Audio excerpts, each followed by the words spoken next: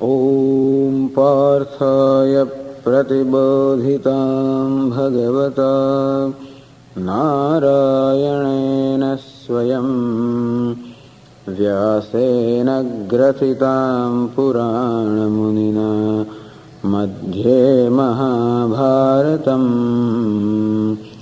अद्वैतामृतवर्षिणीं भगवतीम् अष्टादशाध्यायिनीम् Amb त्वामनुसन्दधामि भगवद्गीते भवद्वेषिणीम्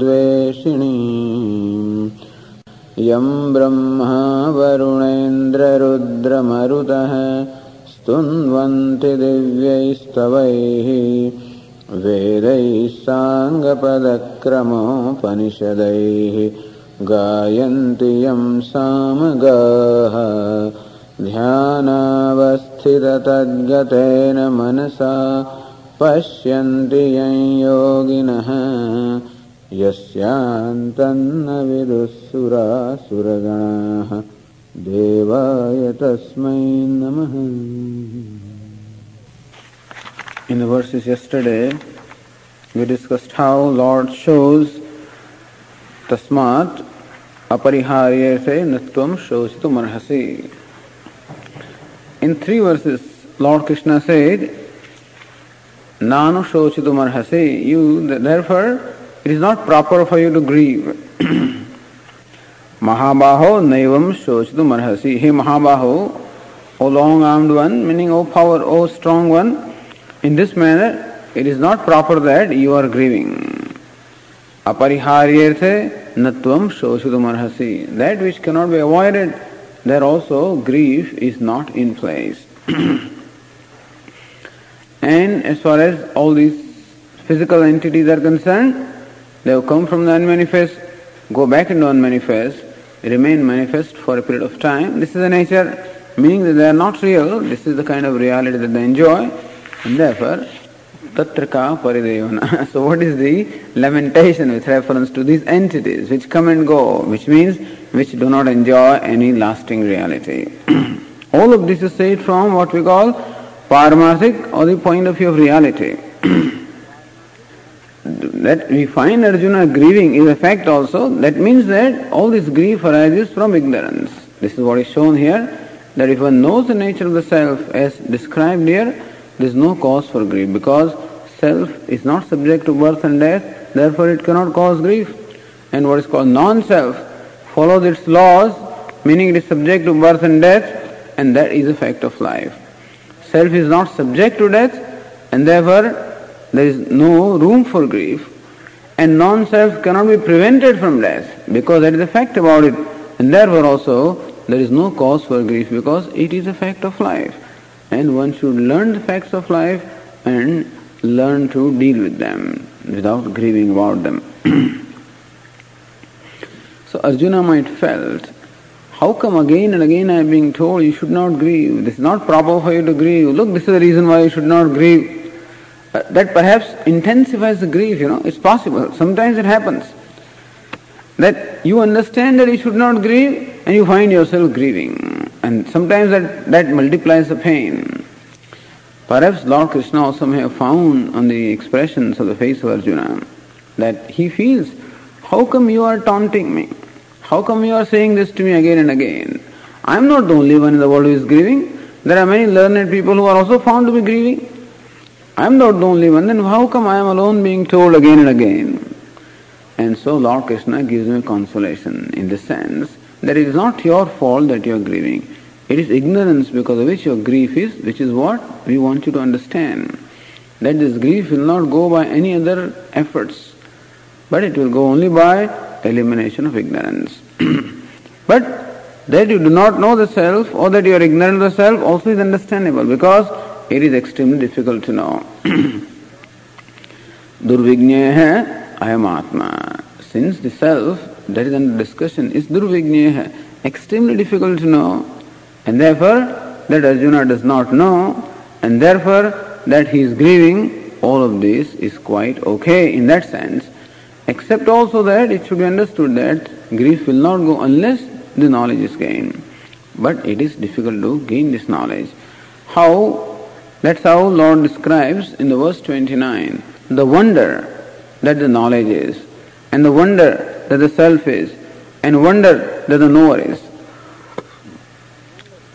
Says in the verse 29, Ascharyavat pashyati kaschidenam, Ascharyavat vadati tathaiva chanyah, Ascharyavat chaina manyashranodi, Shrutvaapyenam vedana chaiva kaschita.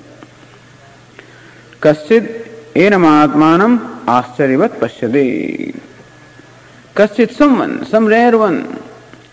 Pashyati sees, enamaatmanam sees the self, Ascharyavat like a wonder. So there is some rare one who in fact sees or knows the self. Meaning there are not many who know the self. So one who is a knower of the self is indeed a wonder. Because that knowledge must have occurred as a result of his having gone to the teacher, meaning he is having acquired the necessary qualifications, and which itself is a great accomplishment. To acquire the necessary qualifications like sadhana chatushtaya sampatti, viveka, vairagya, samadhi, shatka sampatti, all that we discussed in the morning, to acquire that qualification itself is a great accomplishment which one acquires in course of countless lives. We accumulate the merit in every life, and thus slowly and slowly we acquire these qualities in the mind which are required for it to abide and gain this knowledge. And therefore the one who even goes to the teacher, Shravanayapi bahubhiryo na labhya, that one goes to the teacher to know the self itself is a great wonder.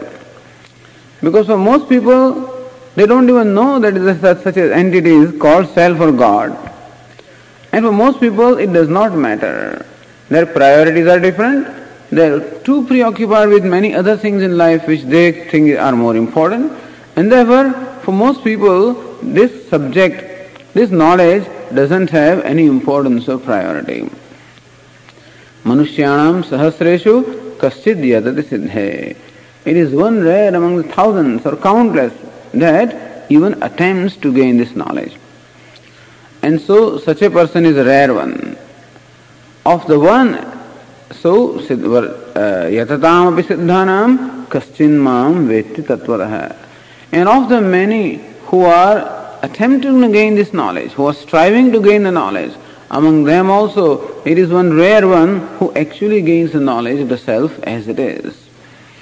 So in Bhagavad Gita, elsewhere in the 7th chapter, also Lord Krishna points out how rare it is for someone to gain this knowledge. And therefore, kaschit means someone, some rare one, he sees the self.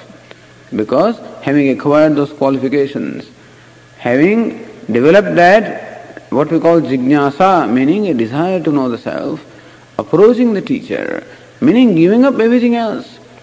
To approach the teacher, seeking the knowledge, meaning burning all the boats, as you might say, giving up all other connections of security, etc. And then he goes. That means the one who is totally dedicated and committed to this knowledge. And then also subject oneself to shravanam, listening to it, mananam, nididhyasanam, and whatever else is needed in order to gain the knowledge, in order to gain the clarity, and in order to gain an abidance. It is a total commitment, a total submission to this pursuit of knowledge. As a result of that, one gains the knowledge. And thus it is a rare person indeed who gains the knowledge. So the one who gains the knowledge is indeed rare. He is ascharya, he is a wonder. Because again, knowing is a different kind of a thing, as we discussed in Kenopanishad.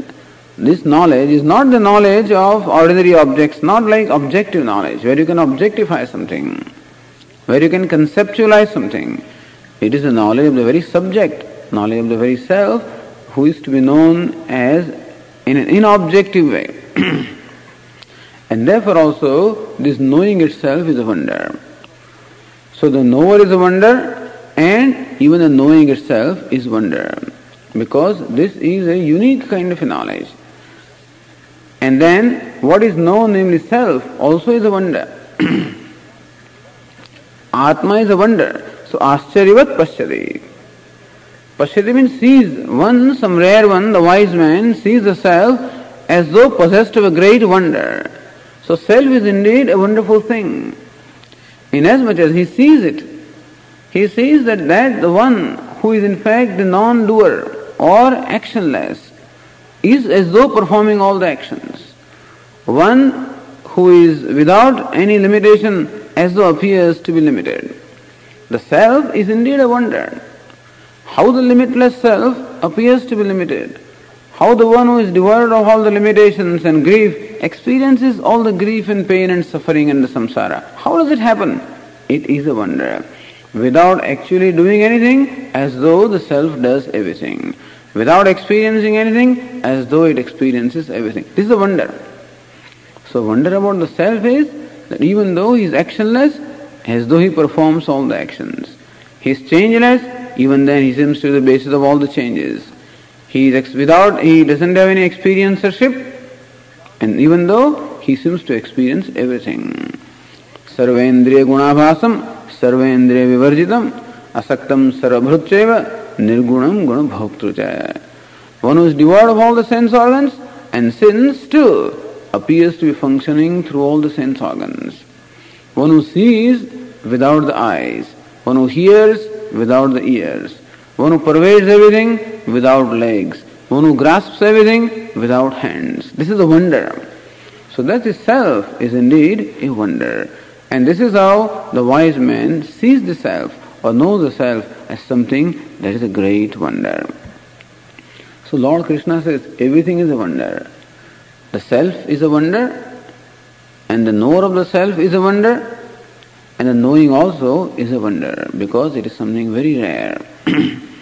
So it said, Ascharyavat Pashyati Kaschidenam. Some rare one sees the self which is wonderful or sees it like a wonder. Then Ascharyavat Vadati Tathaivacha Anyaha. Anyaha, there is another one, really the same one. The one who knows the self alone, Vadati, he speaks also like it's a great wonder. Meaning the other one, who is yet another rare one, who speaks of the self, is also a wonder. Because all those who know the self do not necessarily speak about it. Most people do not wish to be bothered about it because they revel in their own self and therefore they are there. No doubt their very presence is a blessing, but they don't necessarily come out in order to teach or talk about it. And even if such great ones come out, most people would not even recognize them. And therefore most people would not even approach them. And therefore to have such a one who has the knowledge and who accepts even imparting this knowledge, and that one is recognized by the people as the one who knows, and thus people approaching him, and thus a setup to take place where a wise man actually imparts his knowledge to the seekers is something of a rare phenomenon. Because usually wise people won't be recognized by most people. Because we always want to evaluate people from our own criteria, our own standards. And we find them weird and we find unusual and stuff like that, and therefore most people dismiss them. Or what they say also sounds very weird and that is also dismissed. And therefore, that there is an occasion for talking about the self itself is a wonder. And so, Ascharyavat Vadati Tathaivacha Anyaha. Another one, also a wise one, he speaks of the self, that is a wonder. And even speaking of the self also is a wonder. Because how do you describe the self? How do you describe Brahman? That which is described by Shruti or the Vedas themselves as beyond words. Because no word can really describe. And thus it is indescribable. And still, through the words, it is unfolded. That's a wonder. That which does not form the direct meaning of the words is nevertheless communicated through the agency of words. Because how else do you communicate? Although true, it is said about Dakshinamurti, Mauna Vyakhya Prakatita Parabrahma Tattvam. Dakshinamurti communicates the Param Tattva by Mauna Vyakhya, by silent sermon. That is okay. But then most teachers communicate through words. It is true that the words are those which only the purpose of the words is to expound the silence. And purpose of the words also is to communicate the silence, which is where the words originate from, and which is what the words unfold.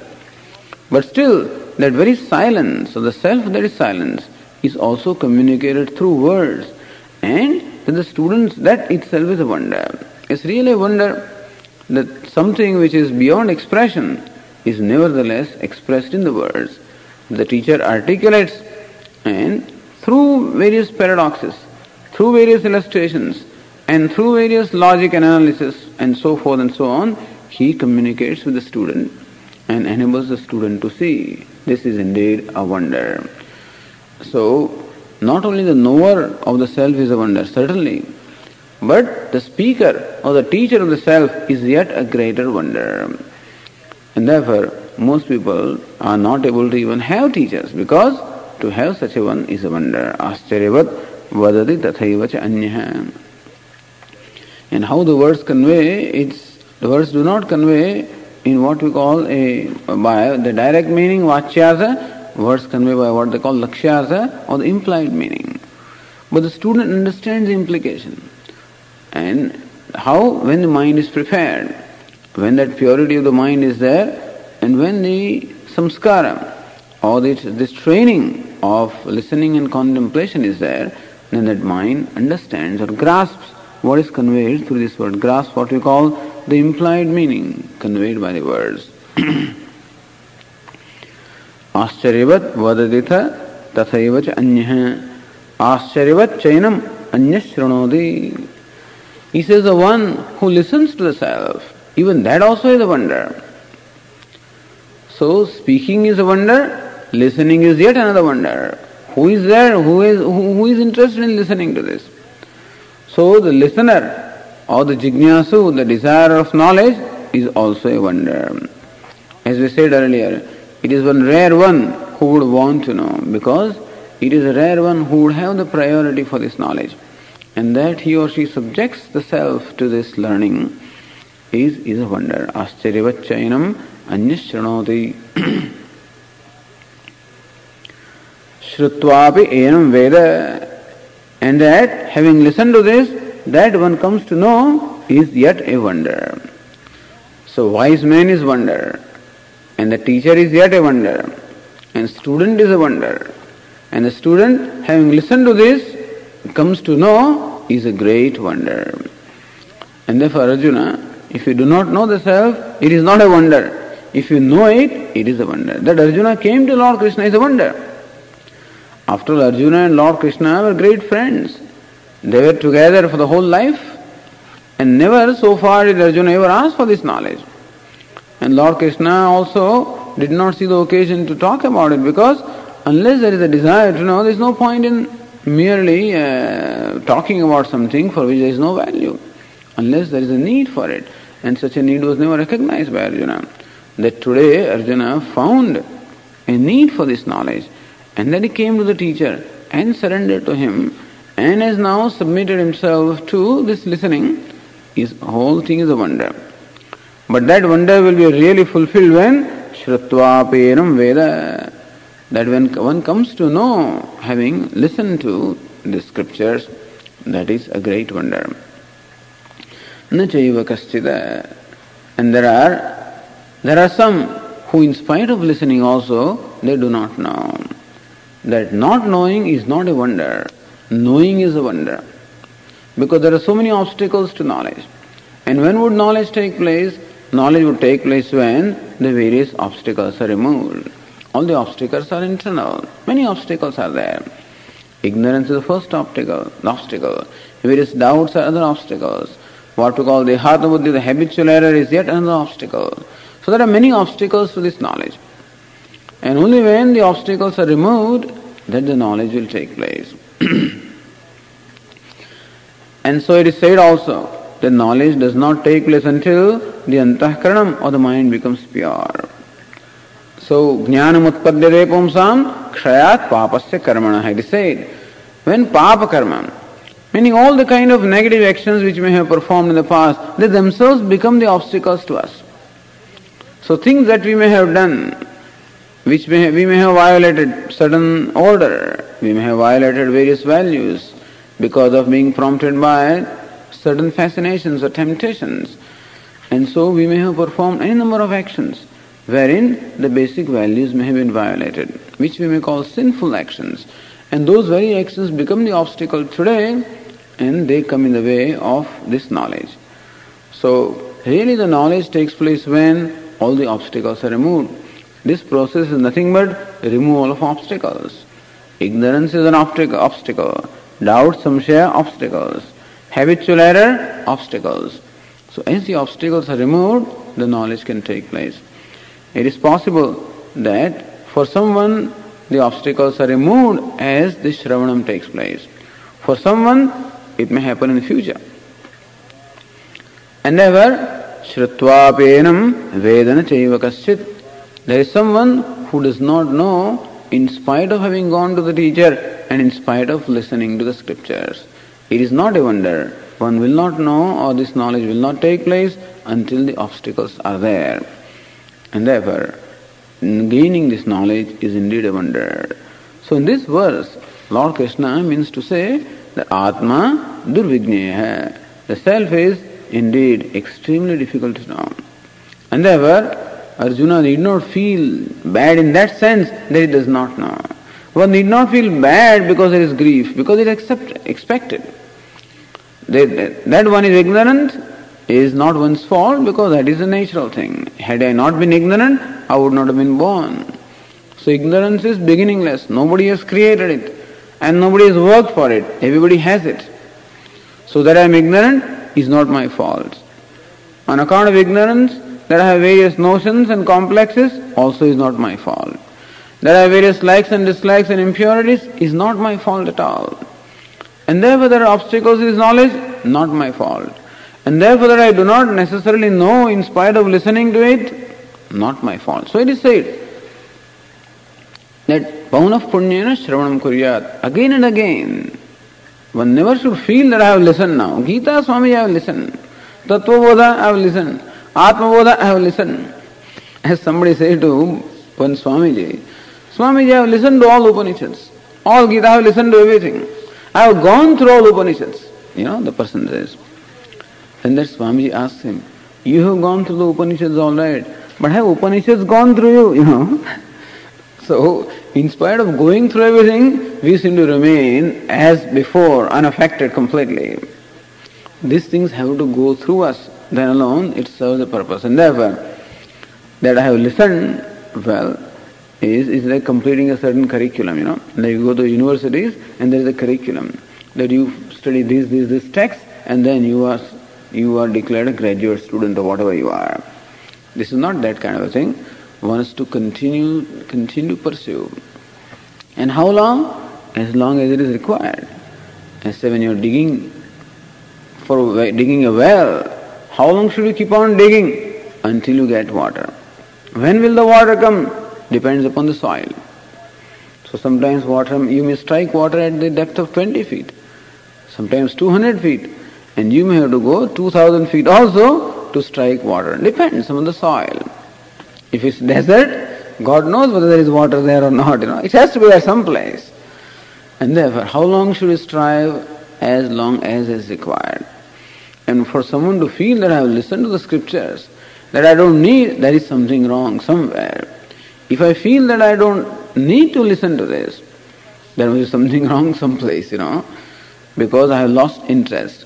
And if I lose interest in listening about the self, that means my interests have changed, or some kind of a interest I have, my priorities are different. One has to address oneself to this. Anyway, but it is, therefore, all these are obstacles. These are all part of obstacles, that you lose interest. Patanjali describes many kinds of obstacles that seekers have on their path.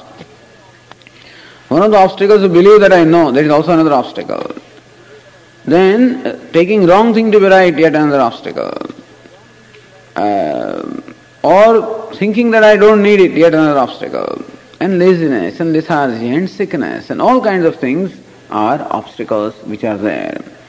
And everyone comes across his obstacles and one has to strive. And often the only way to get rid of the obstacles is by prayer to Lord. Whatever we need certain qualities, we don't have it, we pray for it. I don't have Shraddha, the trust, I pray for it. My mind is not supporting me or cooperating with me, I pray. So where we find that things are not in our hands, we pray and we seek the strength and grace. But the point is that different kinds of obstacles come and we have to deal with them. And when the obstacles are removed, then the knowledge takes place.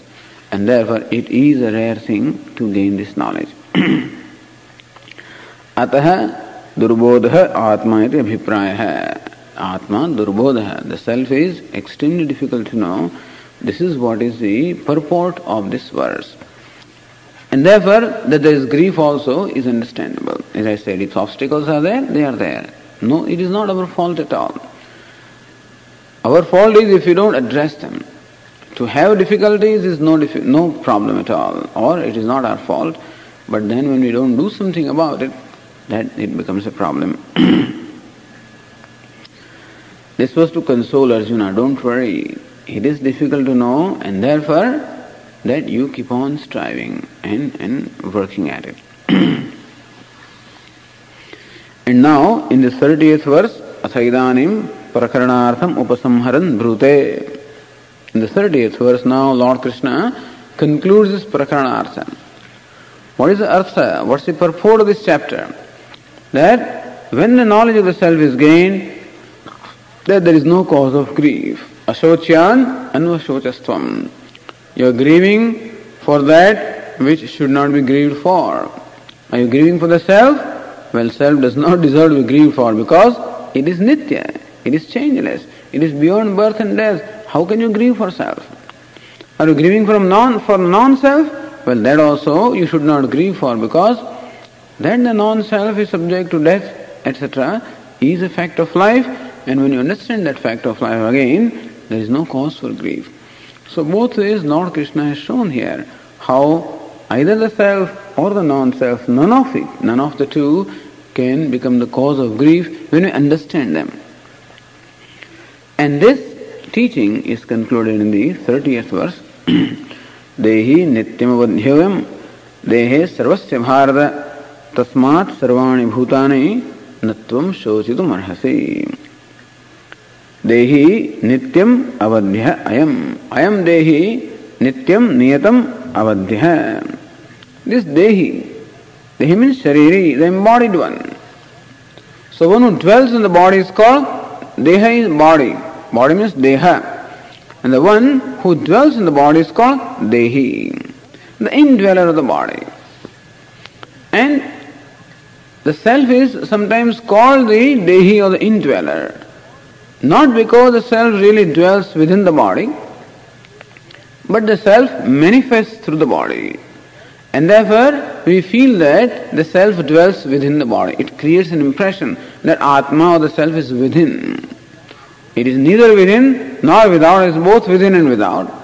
And still, since individual feels that the self is as though within, therefore Atma is called the embodied one. So this Dehi, Shariri, meaning the self, Nityam avadhyah. Nitya means sarvada, all the time, avadhyah. Sarvasu api avasthasu. In any condition or in any state, this self is avadhyah. Avadhyah means the one who cannot be destroyed, one who cannot be killed. Self cannot be killed in any condition. In any condition means in waking, in dream or deep sleep, or in any condition such as whether any condition of the body, any condition of mind, any condition in time, place or situation. In no condition is a self subject to death. It cannot be killed. Niravayatvat, nityatvat.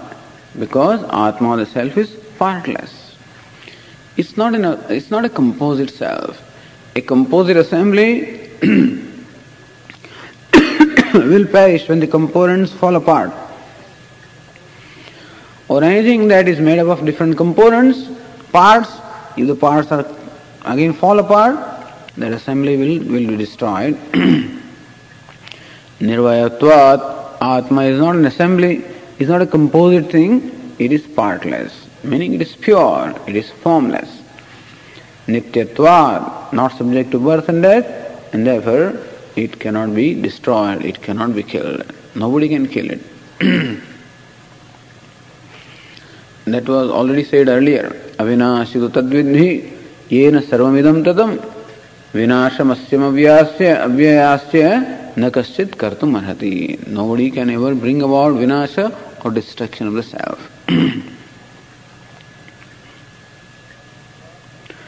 So nirvayatvat avadhyah nityatvat tatra avadhyah. Dehe sarvasya bharata.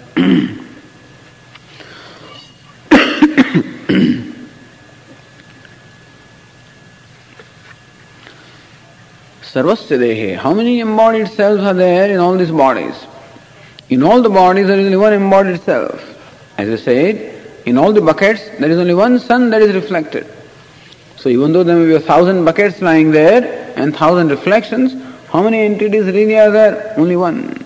And similarly also, although we have countless bodies, both mobile and immobile, so many bodies are there. Even the plants and trees, all of them are also living souls. And everywhere the self is. How many self is? One alone.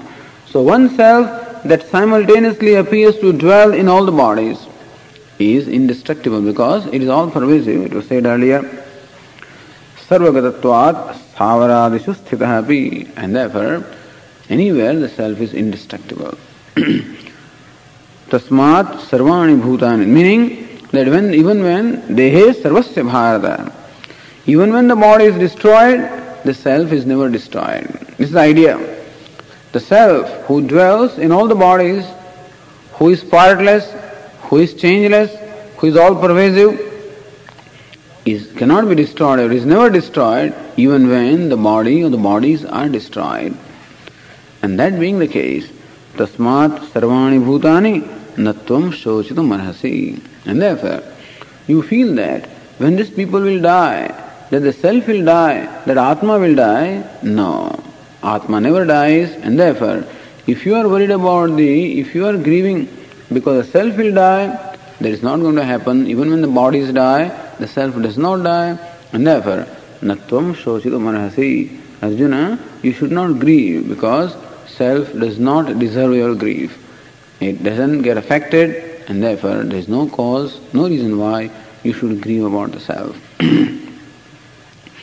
So these 20 verses, from 11th to the 30th verses, is the primary teaching in the second chapter, teaching pertaining to the nature of the self.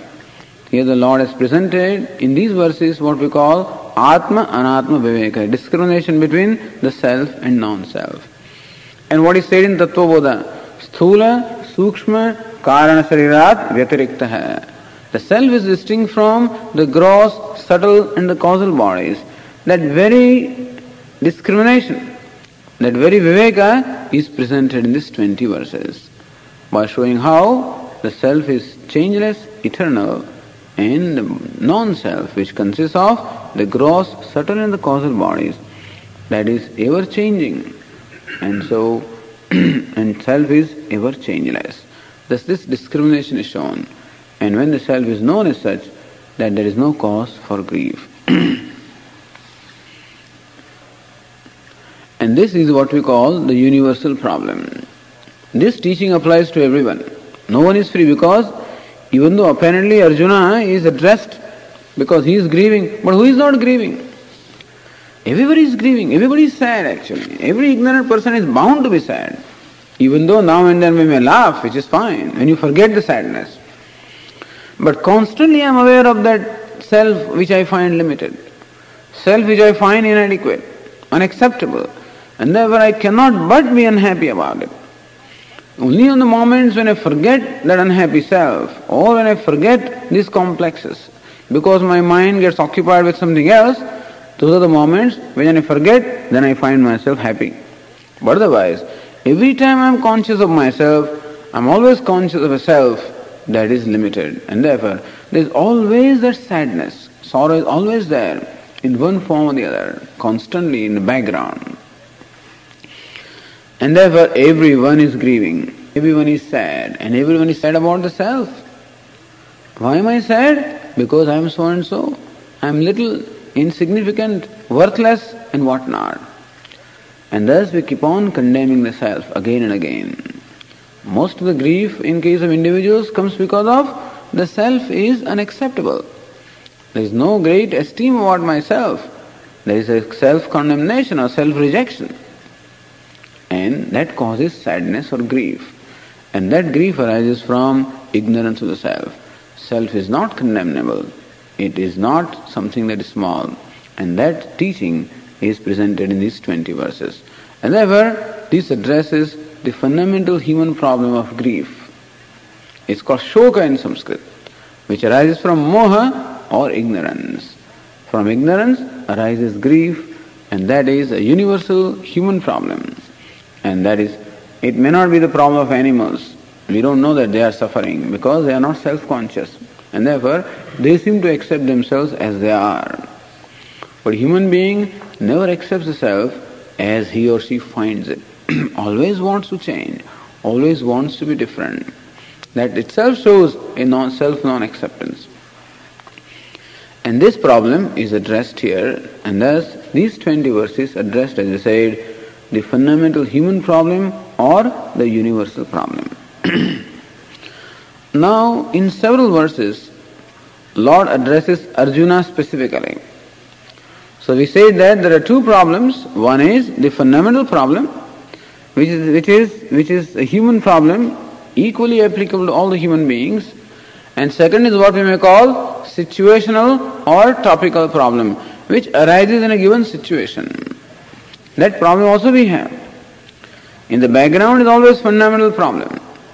On the foreground is what we call situational problem, because we are constantly presented with different situations. And very often we find ourselves confused or in conflict as to what to do. And therefore, not only there is a fundamental sorrow there, but the situation creates further sorrow also. A variety of guilts and variety of hurts are created. And that problem also needs to be addressed. Very often the situational problem has to be addressed first before we can address the fundamental problem, because person's mind is so upset and so disturbed with the situational problem that is not ready to address itself to the fundamental problem. And this is also a very common situation. That Vedanta does not help many people, because people are not ready. For them, other things are important. Yeah, but how about this? How about the fact that I don't have a job? Or how about, that somebody told me this, and somebody treated me like this, and somebody said this, and somebody did not. So those things are so overwhelming, generally speaking. I don't have this sense of deprivation, and all of these suffering is so much that sometimes that situational or topical problem has to be addressed first. That therapy is first required before even person gets ready to apply oneself or address oneself to the fundamental problem. And therefore, that situational problem will have to be addressed for every individual case. In this case, Lord Krishna addresses Arjuna as far as his situational or topical problem is concerned. Whether should I fight this battle or not? So Arjuna's problem is, he understands that he is a Kshatriya, meaning he belongs to the warrior caste, or the warrior class. He belongs to the warrior class. And the duty of the warrior or Kshatriya is to protect the dharma, protect the virtue. And therefore, really, the Arjuna represents the side of that side which stands for dharma or righteousness. And the opposite enemy stands for that side which represents, generally speaking, the adharma. And therefore, this is what they call dharma yuddha. Yuddha, the battle for protection of dharma, for protection of righteousness. Because it is believed that only when there is dharma or the moral order in the society, then the society will be protected. If there is no moral order in the society, then society that will destroy. So what destroys the society, in fact, is adharma or the unrighteousness or the immorality. So when the moral order breaks down, the society is sure to break down. And to protect the society, what is necessary is to protect that order, which is called dharma or righteousness. The basic values of life, they should be protected. And that is why here this particular battle is essentially intended to protect the dharma, and it is also necessary that when you cannot correct a person, the first attempt should always be to correct the person.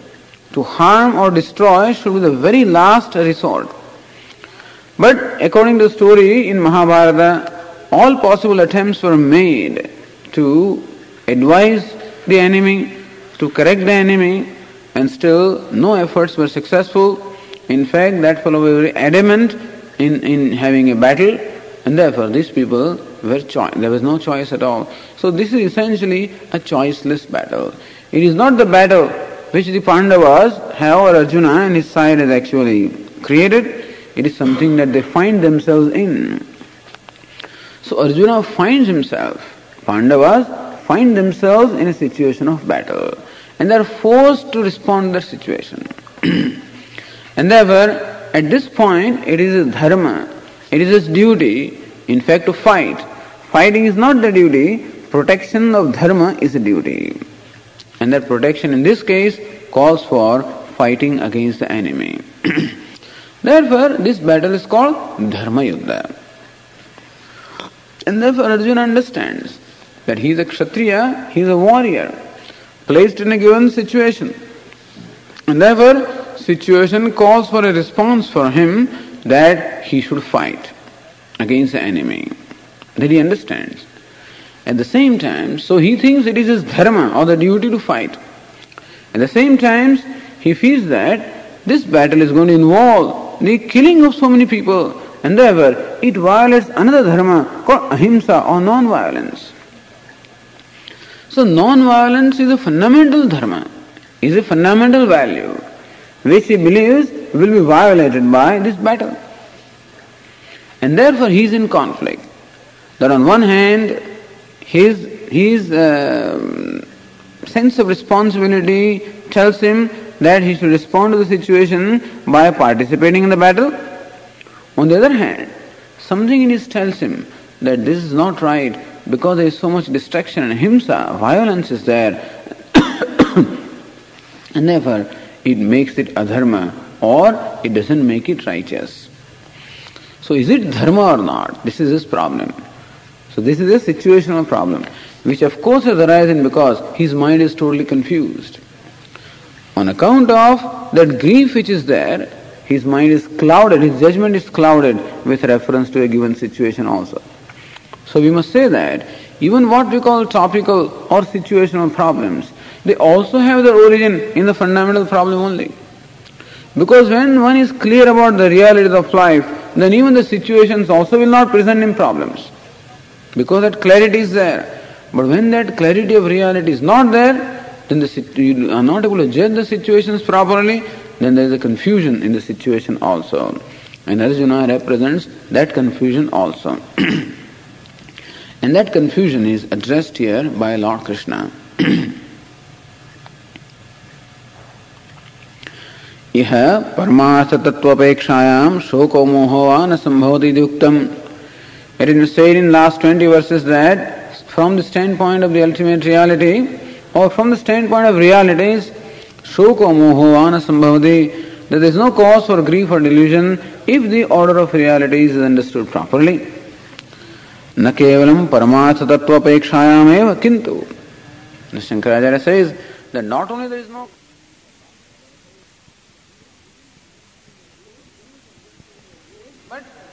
says even if you understand your duty, then also there is no cause for grief. And thus that lesson for duty is given in subsequent verses as applicable specifically to Arjuna. The spirit again applies to everyone. The situation, particular situation belongs to Arjuna.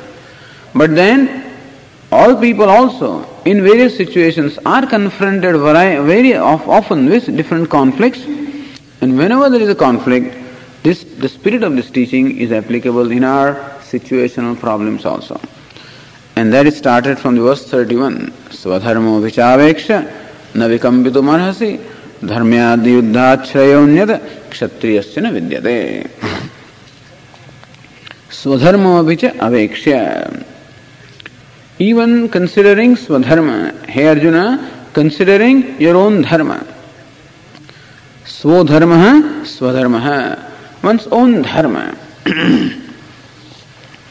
What is this dharma? Now, dharma means duty, generally speaking. But what is the basis for duty? When in the scriptures, different people are enjoined different duties. Is it regardless of the people, or are the duties generally enjoined keeping in mind the aptitude and disposition of the people? The answer is yes. That the Veda or the scriptures, when they enjoin duties, that this is what you should do, this is what you should do, this is what you should do.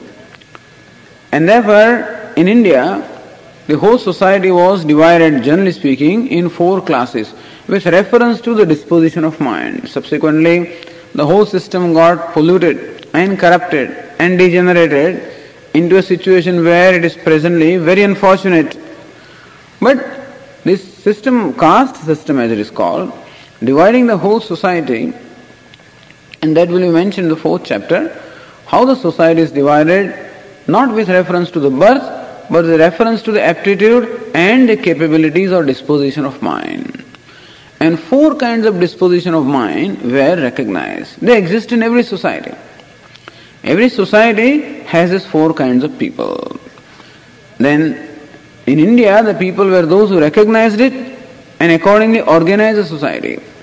Elsewhere, there is not spoken organization or an explicit organization, and people perhaps respond to a given situation in a given way. But in India, recognizing the disposition of the people, society was actually organized in what we call 4 working classes, which were called caste.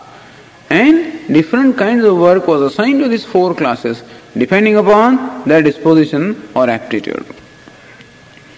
The first is there are 3 qualities or 3 gunas, 3 dispositions of the mind: sattva, rajas and tamas. That sattva means tranquility. We will have a chance to discuss that in Tattva also. So sattva means tranquility or purity. When the mind is tranquil, pure, quiet, contemplative, learning, thinking, inquiring, creative. So this is the disposition of mind that is called sattva. Usually you might say that all the thinkers, the think tanks that we have, they are the people who can be called sattvic people because they are highly evolved or intelligent people who are contemplative or thinking people. The scientists or the writers, thinkers, poets, all of these can fall in the category of the people who possess that sattvic mind. And they are best suited for learning and teaching. So learning and teaching can best be done by the people who possess that disposition of mind. So they were called Brahmanas. Brahmanas are the people who learn the scriptures and teach. This was their job primarily. At the same time, they teach what is dharma to the rest of the society. And so they were teachers and advisors, consultants. Second is a class of people who have rajas or activity which is predominant in them, followed by sattva, meaning those people who are active, so who are world-wise, so wise with reference to the world. But then their wisdom is followed by sattva, meaning they have a spirit of service. People who are active, who possess leadership qualities, and basically people who have a spirit of sacrifice. So they have rajas followed by sattva. Rajas is activity. But activity followed by sattva means activity which is basically directed towards service to the society, which activity involves a certain sense of sacrifice. They possess the leadership quality. They possess the wisdom of the world. They possess the sense of judgment. They are the rulers, leaders. So that is the other class of people. They were called Kshatriya. And Arjuna belonged to that class. So this is also the warrior class, king class, leader class, that class which possesses the prowess as well as a spirit of service or sacrifice.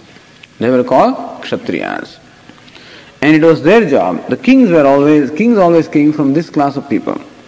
Brahmins, who are supposed to be the best in terms of the caste, are not the kings or the rulers or even the leaders.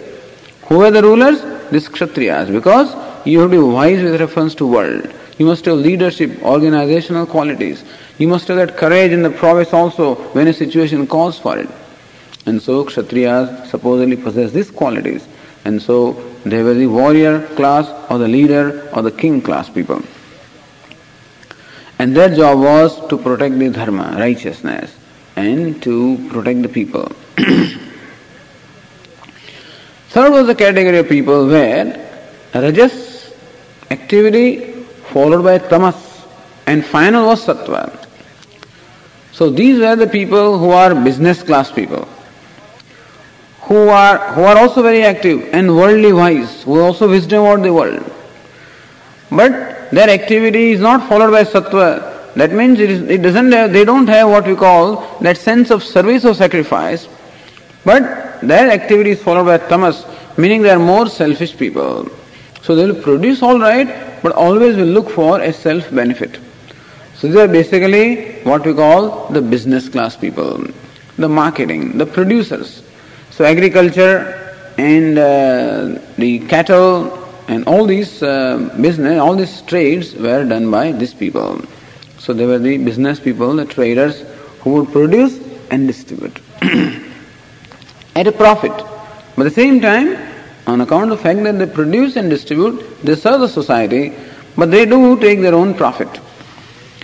And finally are the people who have tamas in predominance. Tamas means inactivity, dullness. They do not have an inspiration. They do not have that thinking capacity. They do not have leadership capacity also. And therefore, they totally depend upon instruction. They are basically good for physical service, physical work. What we may call the labor class people, who need to be organized, who need to be led, who need to be instructed, and therefore they are best in working with their hands and legs. The Brahmins are best in working with their heads. Kshatriyas are best in working with their arms. The Vaishyas are best in working with the distribution. And the Shudras, the fourth class, is best in working with their legs, etc. So, performance of physical action. In every society, we find these four kinds of people. In every organization also we'll find. In every home we'll find. In every organization we'll find. Suppose there is a factory and there is a business. In the factory you'll find people who are consultants, who are thinkers, who are advisors. Then you'll find that there are Brahmins. You'll find second class of people who are managers. They are the leaders. They are the Kshatriyas. Third, you'll find people, accountants, finance, marketing. They're all business people, Vaishyas. And fourth, you'll find the shop floor people, who basically contribute by physical service. So, if we didn't have all these four, no task could ever be complete. For completion of any task, for organization of any group or society, all these four classes of people are always needed, and they're always there in the society. And that is how the work distribution was carried out in the olden days. And as we said, the dharma, Arjuna happens to belong to the warrior class or the leader class, the Kshatriya. And therefore, their dharma is to protect their duty is to protect the society, to protect dharma or the order or the righteousness, to follow the dharma in their own life and demonstrate it. At the same time, to implement the law wherever necessary in order to protect the dharma also. So, be dharmic, be righteous in their own life. At the same time, punish the evil when necessary and protect the righteousness in the society. This was their dharma, and that's the reason why Arjuna finds himself in a battlefield. whether he likes it or not, he finds himself in a situation having to do his duty of a Kshatriya or a warrior. And so keeping this in mind, keeping Arjuna's particular situation and Arjuna's particular nature. So everyone has inherited a nature, everyone has inherited a disposition. And therefore, some particular kind of work will be based depending upon a disposition. So the one has business qualities, you ask him to become a leader, he won't be successful. One who has leadership qualities, you ask him to think, perhaps that will be difficulty. One who is a thinker, ask him to work on the floor, he won't be successful. And like this, so that's the reason why we have qualifications. Every organization always advertises qualifications, and we interview people and we judge their aptitude and thus give them proper assignment. It's not that everybody is suited for every assignment, everybody is suited for a particular kind of assignment. And that's the reason why the duties basically depend upon the disposition of the people, a disposition which one has brought with oneself. So, with this background then we'll be able to understand what Lord Krishna is saying in the subsequent verses.